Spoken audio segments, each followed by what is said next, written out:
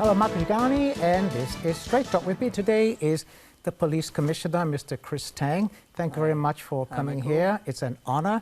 Now, Commissioner, you took over as the new commissioner last year in November.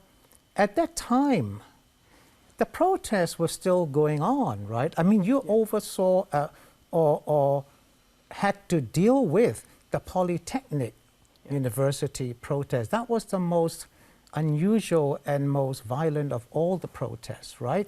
Now, if there was no pandemic, do you think that protests would have continued until now, or at least before the national security law? In fact, from November to January, where the pandemic goes really wild, right? The situation has been gradually, going back to be, less violence. I think pandemic is one of the reasons, but apart from that, there's several other reasons why the violence has been decreased. I know you're going to say that the national security law was one of the reasons, right? But before the national security law, if there had been, national security law came in June, right? End of June. Yeah. If it hadn't been for that, would it have continued until at least June? May not be the case. As I said, there are a couple of reasons why the violence has been curbed. First of all, it's about our police actions, our resolute actions regarding violence. When I took over the command, I have a very clear mission that I have to stop all the violence. So what was the difference between you and the previous commissioner in dealing with the protests? I think you cannot, compare like this. It's a continuation of good work. So, I just, took over from my predecessors, and actually he did a very, very good work. And I am succeeding, the efforts in curbing the violence.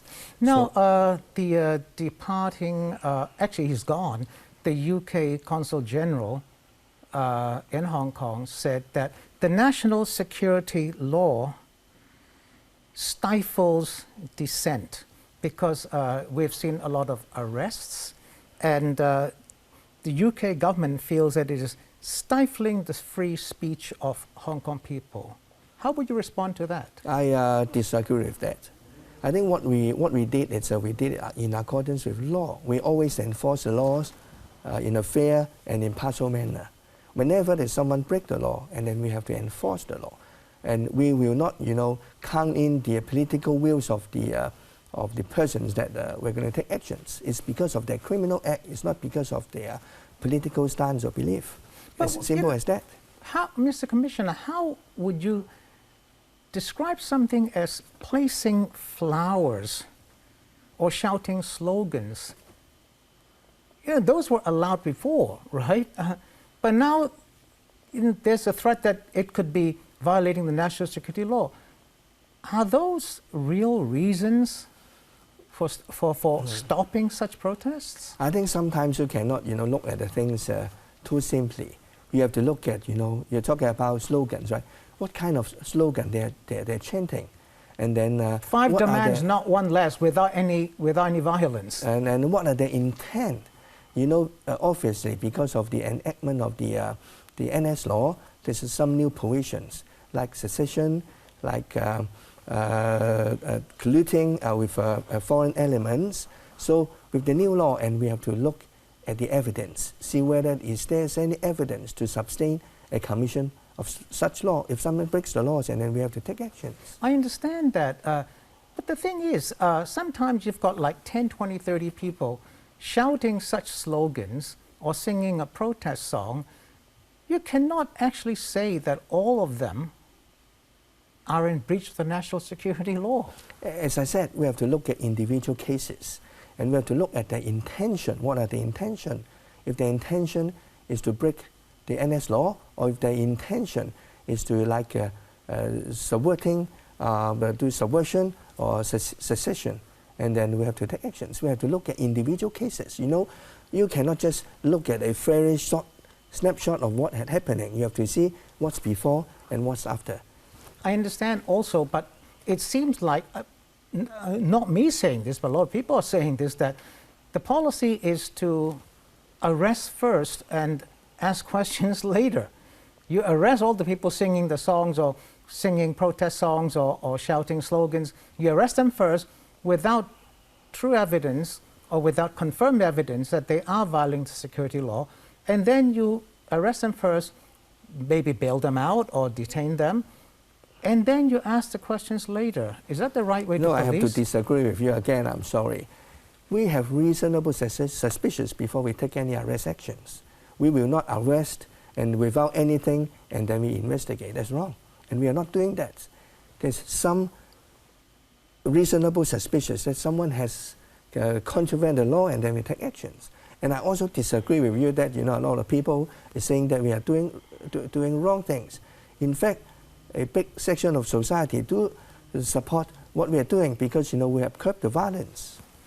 You say that a big portion of society supports it, but the police ratings, opinion polls show that your public support is not as high as it was before. It was very good before the protest started. I think, as I said again, you cannot, look at things in two simple terms. For example, let me ask you a question. Mm-hmm. Do you agree that police is doing a good job in curbing the violence? So that I didn't do hear you this. agree with me that, over the past year, as a police force, are we doing a good job in curbing the violence and make Hong Kong become quiet again? I'll answer that. I'm not supposed to answer a question that you ask. I'm just a host. But what I'm saying is that there is a feeling in society that, yes, the violence has stopped.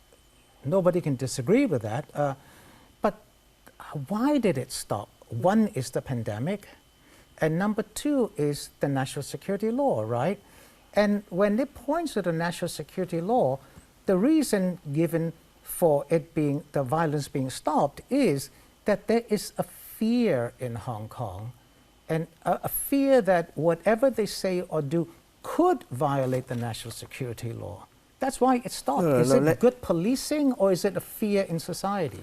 No, let me explain. The reason why I asked you the question is you try to avoid actually answering the questions that whether you concur that police effort is one of the reasons for curbing the violence or not. The point is, if people look at police, try to avoid having confirmation of our contribution, just focusing on some of the enforcement aspect, for example, NS law. In fact, on a daily basis, we do a lot of other things. We arrest criminals, we arrest burglars, robbers, and big deception cases. But the point is, if someone just intend to put all the focus on our effort on NS law, on like public orders, it will not reflect the true contribution of the police force. That may result in a different opinion by the public, because you just focus on one area but not. It's not me focusing on this, Mr. Commissioner. Is every time government officials are asked about this law, they only more or less always focus on this law as having brought normality back to Hong Kong. The chief executive has said that this law has brought back normality to Hong Kong. It's not me saying that. The chief executive is saying that, right? So then, if the chief executive says that, then the focus goes there, not on the other things that happened, right? That the police force is doing. I mean, I do agree that the police force is arresting drug smugglers and so on. That is true. But the focus is not there because the top officials are not putting the focus there. Okay. So, go on, please. So are you asking about NS law, right? Yeah. What's about? Well, the thing is, you asked me whether to give an opinion about whether the police is doing a good job, and I said it's not me giving an opinion. It's the government saying that it is. The national security law has brought normality back to Hong Kong. So I'll ask you this question: is Hong Kong normal now? I'm sure the enactment of the NS law is one of the contributing factors, to the safe environment.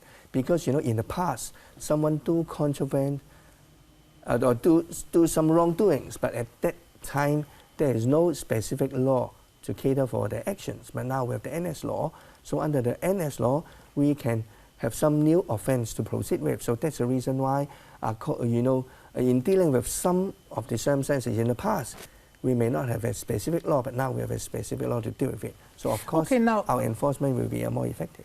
Mr. Commissioner, now we have this national security law, as you say, and Carrie Lam says that it has brought back normality to Hong Kong. Many of people out in the society say it is not. It is ruled by fear. The thing is, when the pandemic is over, do you expect violent protests to return? Okay, first of all, I have to disagree with you that we are ruled by fear. It's actually, we are resuming the rule of law. Anyone contravene the law, and then we have to enforce the law, as simple as that. There's no such things of what you have mentioned.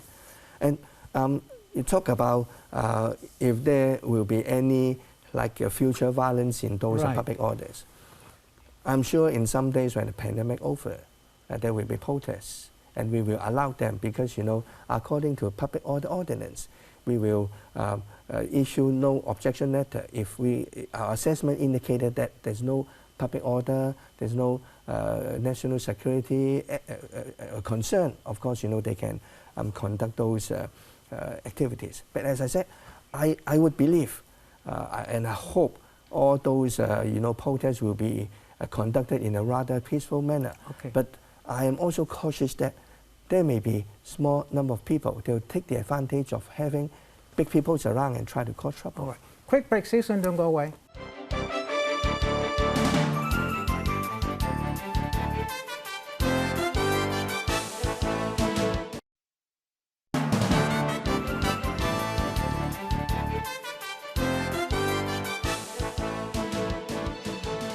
Thanks for staying with us. This is Straight Talk. With me is the Commissioner of Police, Mr. Chris Tang.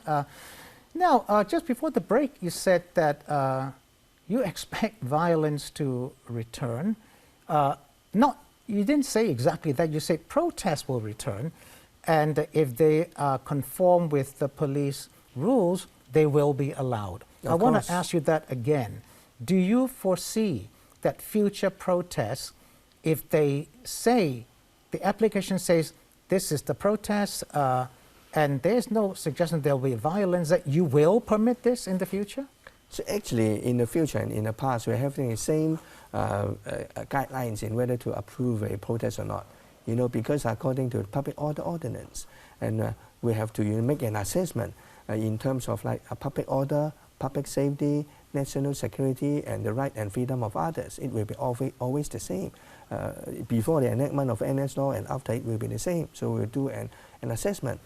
After taking into consideration of all these factors, if we consider that, it would be okay for them to conduct a protest by all means. But the point is, I think as a police, we are not naive enough saying that, after our assessment, there shouldn't be any problem, and there will be no problem. But we will be prudent about that, because I think the society is so big. There are bound to be, some sectors of the people, they would like to take the opportunity of a big group of people turning out, even for a peaceful protest, and then they will try to hijack it and cause some violence. You're expecting that in the future, when the pandemic is over, that there will be black-clad protesters coming out and hijacking a peaceful protest? I would say that the worst time has over. It won't be, the magnitude won't be, as great as what happened last year. That's my belief, and it's also my assessment. But I think there are bound to be people coming out to cause trouble. Do you expect these to be large amounts of people or small amounts of number of people? It would be very difficult to guess at this stage. But I think we will be very prudent to have the capability of taking care of those kind of violence. Now, does that include the June 4th candlelight vigil? That you will allow that perhaps next year? I'm sure, in accordance with the law, if after our assessment, there's no problem. Why not? Because, in Hong Kong, the freedom of speech, the freedom of protest and assembly is protected by the law.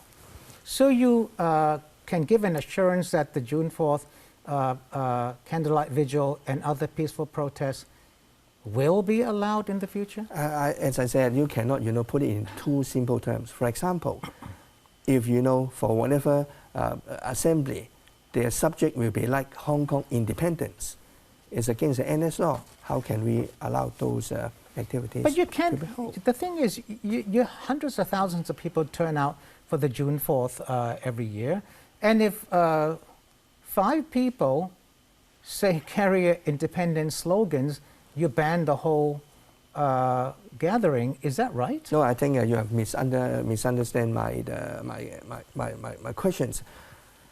If before the events, there's something like the theme is about illegal. Of course not. Then you won't allow it. Of course, then obviously, we won't yeah. allow it. So, Now, so it will be too simple to say, will you allow 4th June events? It have to depend at that time. What is the situation? What are the theme? And what kind of actions that they are? The June 4th theme is always in commemoration of the incident in 1989, right? That was what it was. They've never changed that. But moving on. From time to time they have subtitles. Yes. Now moving on. So many young Hong Kong activists have jumped bail or have left, and will they ever be allowed back into Hong Kong? Say again, would you? Will they ever be allowed back into Hong Kong? The activists that have jumped bail, or even those who have voluntarily left, will they be able to come back to Hong Kong? I mean, of course, every Hong Kong citizens have the right to come back to Hong Kong. But if they jump bail, they will be arrested and then they will be brought back to the court. And this will be forever. That means they can never come back to Hong Kong. I think it has to be, it depends on individual cases. Different cases will have different situations. But as a general rules, if you're breaking a law, if you're being wanted by police, of course, as a Hong Kong citizen, you can come back, but we have you arrested and put it in the court. I know you are the police commissioner, and politics is not something you deal with. You deal with police work. Do you support, I asked you about activists coming back to Hong Kong. Do you, in your own mind, support perhaps an amnesty for these people so they can come back? And I think everyone who has break the law, they have to face a legal consequence. So you don't think they should have an amnesty and they can come back and continue to live in the place that they were born in? I mean, there are legal provision about what you are saying, but as a police officers, we do it in accordance with law. Someone breaks the law, come back, we arrest and put him in court. Now, last week I had Mr. James To Gan San on the show, and I asked him whether he was also thinking of leaving Hong Kong. He's committed no crimes, and he said he's seriously thinking about it. Is that good for Hong Kong's image? I mean, for someone, whether they would like to stay in Hong Kong is their personal preference. I don't know what is in their mind. Are they trying to get a better life, or are they worrying that their criminal act will be unveiled? I don't know. Now, you said earlier that the police are doing many other things aside from enforcing the national security law. Now, we all know that the police image used to be very, very good before, and somehow along the way it went down, and it went down dramatically last year. I asked you this last time you were here. How do you intend to repair the police image? I think first of all, why there is some challenge on our image. The number one challenge is about inaccurate information or fake news sometimes. Like 2 weeks ago, there's a district councillor, and he in his social media, he make up a story that he was stopped and searched by police officers, and then the officers abused the authority, and then took him back in the police station, and then his interview with a lawyer is denied. But everything, it doesn't happen. He just make it up. So when we are facing with situations like that, this is not a single incident. When we are facing with fake accusation, it would be very difficult, for a general public when they hear news like that, if they consider this is true, and then our image may be damaged. So that's the reason why the number one priority is we have to counter all those false accusations. But, Mr. Commissioner, the reason I ask you that is why do so many people in Hong Kong choose to believe it? If you say it's false, why do so many in the public still choose to believe it? I think when a lie you tell 100 times, there will be more people tends to believe.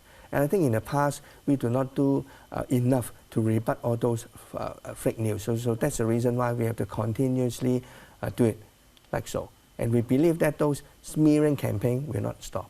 But of course, apart from countering those fake news, to retain our professionalism and to re-engage with different sectors of the society is important as well. Now, the thing is, one other thing I wanted to ask you was, is a political solution really the way forward? Because I asked you this last year as well. A year has passed. Police do their work, but there is a political dimension to all of this, right? Do you think a political solution is what will put Hong Kong back into the right course? As you mentioned, we as a police, we deal with criminals and we deal with law and order matters. There's something beyond, like political. But I think after 1 year, we all see very clearly that it's not just a local political problems. It's an international, like big countries, competition between big countries, and that's like an international dimension. So it's no longer a local political issue, but it's more like big powers competing with each other. It's become that. Yeah. Is Hong Kong the front line of this? I'm sure you know better than me. But of course, Hong Kong is being in between those big powers. Of course, we will be affected. So you think we're in between the big powers and therefore we're affected by all of this? Of course. Now, some of the viewers asked me to ask you this question, so I'll ask you this. Are you, as head of the police, in charge, or is the mainland police in Hong Kong, security police in Hong Kong, in charge? I think there's no doubt I'm in charge of police force and I report to Chief Executive. There's no doubt about that? No doubt. Okay, one last question. The CE Chief Executive said some time back that she was immune to criticism. She's read too much of it, she's immune to criticism. You also are in a very high position as head of the police force. Are you also immune to criticism? Of course, I will see all the criticism seriously. First of all, if there's any criticism against me, I'll have a retrospection, see anything I can do better. If it is a false accusation, and then by all means. No, the CE said that she doesn't even read criticism anymore because she's immune to them. So you're saying that you will read criticism to see whether it's fair or not? Yes, of course. So then it's not like you're different, you're the same as the CE. You will pay attention to criticism. Yeah, of course, I'll pay attention to all the criticism on me and on the police. All right. Thank you very much. See you next week. Good evening.